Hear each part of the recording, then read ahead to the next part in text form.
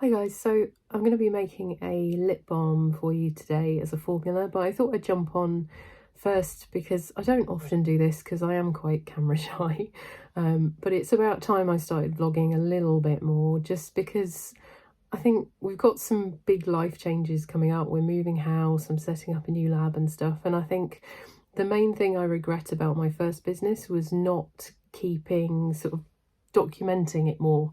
I've got photos and one video, but not many, and I regret that. So I'm going to try and vlog throughout the December. It might not be every day, but it'll be as many as I can, and I'll include lots of recipes and things as well. Hopefully you guys will get to know me a bit better and we can chat in the comments and stuff, and we'll see how it goes. And if you guys like it, I'll do more. If not, I will hide behind the camera and just make formulas again. We'll see how it goes. Anyway, on with today's formula, and I'll see you in the next one. I've got quite a few ingredients that I need to use up, so I thought I'd use them in this lip balm. There's no flavour because we don't really need it because the scent comes from the unrefined cocoa butter and the coffee butter, but you could add a sweetener if you want. I've seen TKB Trading have those. I don't know if they're available elsewhere. You can add a flavour if you want to, but there's not really any need. Flavour oil is really just a lip safe fragrance oil, so it doesn't actually have any taste in itself unless a sweetener is added, because it kind of tricks your brain into tasting the flavour that it's meant to be, so you taste what you're smelling. Hope that makes sense. Anyway, on with the formula. Here you'll see I'm adding unrefined cocoa butter. We want it unrefined because we want the chocolate scent to come through, and this smooths and softens and helps to heal the lips.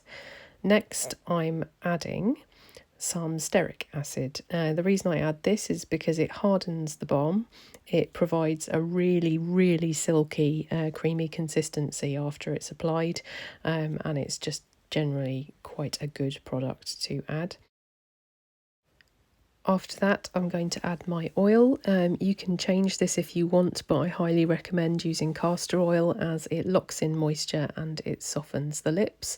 It can be a little bit sticky if used in high amounts, so keep it at 10% or below, or mix it with another oil of your choice. Then we need an additional hardener, and for that I'm using candelilla wax to make this vegan, but you can use beeswax if you want. You might need to adjust the percentage though, and this will help to lock in the moisture. Then our other star ingredient, which is the coffee butter, and this locks in moisture and helps to soften and protect dry lips, and it's also there to give a beautiful coffee scent to go with the cocoa butter scent. And that's it for now. We just need to put this in a water bath and let everything melt down. Leave it to melt down for as long as it takes until it starts looking something like this. And then just give it a stir and keep checking it, and just hold it there just for a little while just to make sure that everything is completely melted. If you need to, you can always melt the stearic acid separately and then add the rest of the ingredients to that, but I haven't had any problems with melting them together as yet, so it depends how you prefer doing it. Take that off the heat once you're happy that it's all melted properly. Take the temperature, and you need to wait till it's about 40°C before you can add your vitamin E. Vitamin E is tolerant up to a higher temperature, but I like to wait till as long as possible to add it, just to be sure. And then once that's added and stirred to combine, you can then pour it into your lip balm moulds.